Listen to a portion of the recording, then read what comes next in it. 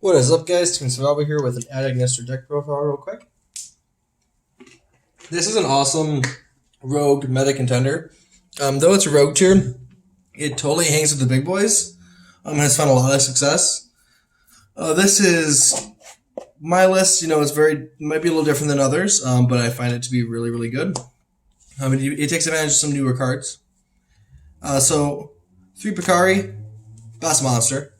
The second monster, 3 of the Achichi. And I played 2 Doyan. Some people try and play 1. This card's amazing. Definitely played 2. Those are for the main Agnisters. Most people play a Baruru.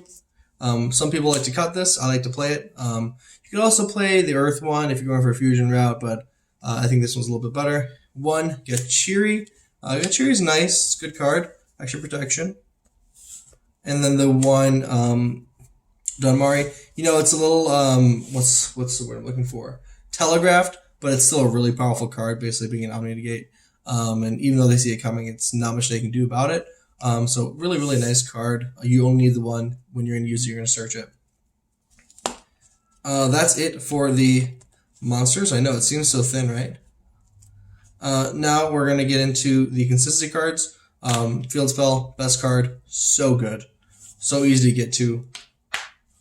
3 Michu. What an amazing comment. I hope they give this a rarity bump at some point. So freaking good. And it's one of the reasons why I cut Cyanide Mining to actually 2. I want to make space for other things, and the deck's just so consistent. And I'll go over why I cut Cyanide Mining to 2. But yeah. I play 3 Prosperity. Your deck's going to combo, like, first turn. This is, if, like, you don't draw like everything you need your first turn, which is 1 to 2 card combos. This can either get you there, or once you finish with your combo, you slap this down, you've thinned out your deck, you're going to get 1 or 2 hand traps, you're going to get prevalent cards, and you're going to set yourself for next turn. This card is so good in this deck, and arguably it's the best pot card in the game. The drawbacks on this are non-existent. The banishing time from deck is really not a problem, especially once you've already comboed off. And just the fact that it will get you 2 cards and might be able to fix a bad hand. This card is so freaking good, and I love this being in the metagame. I think more decks can take advantage of this and they forget about it because of the enticing prosperities, but man, Pot of Desires, still a really good card. 3 Ale Reborn, 2. You only need 2. Card's really nice, so good. Just flipping it over to your opponent's turn, getting your monster on the field to search, and just playing during your opponent's turn. It's just super, super nice. I really enjoy this card, helping you combo forward. Now, I play 1 Triple Tactics Talents, and I'll get into that why, because I'm playing 1 Nibiru. You can play 2 Nibiru, but I like this because you can cross a designator it by playing the 1 of it. It's really good against your opponent. And I actually wanted to play 2 of this, but I was torn between playing Nibiru or playing this. So I'm playing 1 and 1. And maybe that's wrong, so I'll probably change that at some point to being 2 of each. But for right now, I'm playing 1 of these because I just love the card so much. 1 Called By, and then 3 Cross Out Designator. You're a combo deck. You want it to go off. If it goes off, you're good to go. I have so much protection in the side deck for Dark Infant, because Dark Infant's a choke point. Or if they don't do it on there, if they try to do it on the Splash Mage, they try to do it on the Templar or Transcode Talker, we're prepared for that. Because now that the deck's seen a little bit more play, people understand the choke points of the deck, and we want to stop that. So we are taking advantage of the Crossout Designator. 1 Nibiru, we already went over that. This could be 2, it could be 3. I'm playing 1 and 1 Triple Tactics. I just, when this card's dead, it sucks. You know what I mean? 3 Ash, 3 Veiler, 3 Imperm. Could totally play ogres in this. There's so many different ways to go about it. Cross out. What I kind of do fear is Imperm, Veiler, Ash, and Nibiru. So that's like, not only are these like really strong at being Imperm and Veiler, being able to really shut down Sword Soul in a lot of the top decks, like Drytron sometimes. Nibiru having it for that cross out was really nice. So that's why I wanted to play 1 and 1. I might just go to 2 Nibiru though. So that's it for the main board. Super, super nice. Really, really think it's crazy consistent, crazy good at what it does. Let's get into the extra deck now.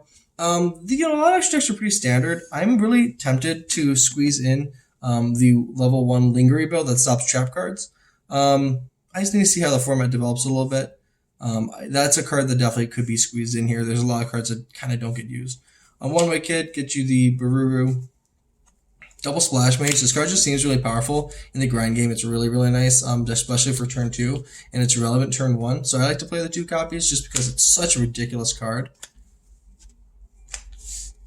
One Security Dragon. I don't feel myself using this a lot. It's really good. I don't know. I'm really thinking about cutting this. This could definitely be the Lingering Repo. I very rarely use it. Update Jammer for your OTKs. This card's really nice. Again, I don't use it as often as I probably should. I don't know why that is. Dark Templar and Transcode. Yeah, you only need one of each. Dark Templar is crazy. Transcode's pretty nuts. Great for turn 2 Access Code Talkers. Turn 1 gets you to your Adagnister, the Rival Cybers. Super, super nice. One of the Fire Phoenix. You can actually make this, and it can actually be pretty relevant with the Graveyard effect of a Chi-Chi. Chi-Chi. This card's pretty good. I mean, the fact that you're able to use this card because of the Adagnister spell card. My god, brain turn on. And I meet you. That's more so why you play this card, but there is actually a Graveyard effect, and this card is actually relevant. Being able to basically destroy a card. And then Access Code and a Rival. That's all you need. I play the Wind Pegasus, the Quantum, and the Light. A lot of people don't play this. This is a cuttable card. I like the fact that I'm able to search for a Pakari because of it. I like the fact that this deck's able to make a soft lock with this and the Arrival. Super good. You can even get this engrave and still make this sometimes, which is fucking insane.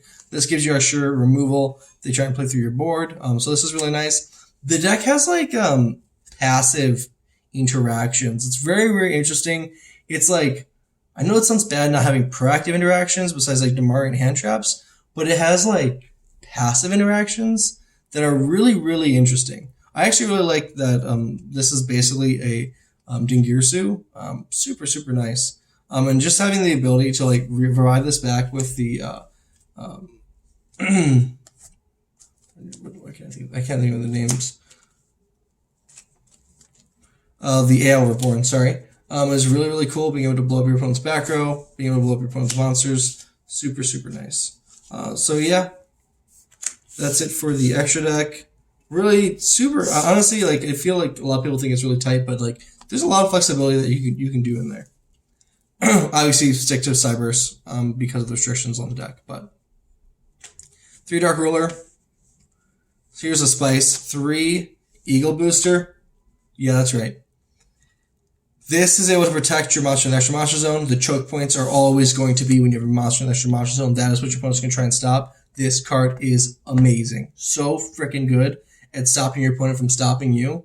You have literally 7 Called by the Graves, cross-out designators, whatever you want to call them. 7 ways to stop hand traps. It is so good.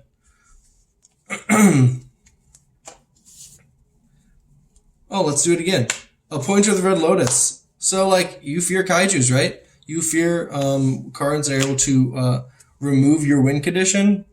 This card handles it. Oh my god, it is so good at picking apart your opponent's hand and making it so that they cannot play. Even if they don't have the out to you, you can make it so that they can never do anything before the turn, before they even start playing cards. So freaking good. Be careful in time for game 3, but regardless, chef's kiss. This shit's fucking cracked. Oh man, it's so good. 2 Twin Twisters. I really like Twin Twisters in this deck. I have to play over Lightning Storms or Cosmic Cyclones. This just feels a little bit more impactful for this deck. Yeah. 1 red reboot. Bye-bye traps. You can 100% OTK access Kotalker with this deck. Just update Jam as Talker. Goodbye. And then I have 3 Rivalry. Yeah, sorry, I'm running out of cases. So I have to, yeah. Anyways, 3 Rivalry. Card's really good. It's starting to seem a little worse as the meta kind of develops. It doesn't do much against swords, etc. Sometimes in another Dragite, you know, I think it's really, when it's good, it's really fucking good. So this is definitely cuttable. The deck could kind of use a little bit more going second cards. We have the 3 Dark Ruler. We've got tons of hand traps. I'm a little. I could put in the some kaijus. I'll place the kaijus. So like I'm kind of looking at Rivalry as the card out here. If I did want to make those changes, because I don't want to give up my back removal. I don't want to give up all this protection. So it's kind of looking like if I were to make some changes, Rivalry wants to go. But at the same time, Rivalry just wins you games easily. So it's a pretty tough call. There's just certain matchups where if you flip this over, the game's kind of over. And also it works like an evenly match at the end of the day. They have a board of multiple cards, and they don't have a way to negate it, and you flip it over. They have to get rid of everything except for 1 monster, so pretty nuts. That is it for the Adding Mr. Deck profile. Your main board is going to typically be, let's see, I'll just throw it out here for you guys so you can see. Your main board is this, sometimes this is engrave. You will have, where is it? Dunmari engrave, and you will most likely have an AL Reborn set, and you'll probably have AI meet you in hand. You have a field spell active. Make sure you can see all this. So AL Reborn set, this is hand. And then you probably have 1 or 2 hand traps. So you can go ahead and just say that you have an Imperm as well. Or let's go ahead and say that you have a Veiler. Cool. So this is what we're looking at, and it doesn't look like much. Negation, extra protect, extra like punishment if they do remove your card. Negation, soft lock, follow up for next turn. Boom, revival. Gonna revive Bakari or whatever you need from your graveyard, which these will definitely be in there. You can assume that all these are going to be in your graveyard at this point. So, you know, you have your choices if you want to revive either of these. This sets yourself up for next turn, knowing that you have this in hand too. So just so much. This will be at 4,000. You can do this at 6,000. 4,000 is really all you need. Even if you put it at 6,000, sometimes they can get over it with access code or Boral Sword Dragon, or even they're playing Avermax, but no one really plays Avermax.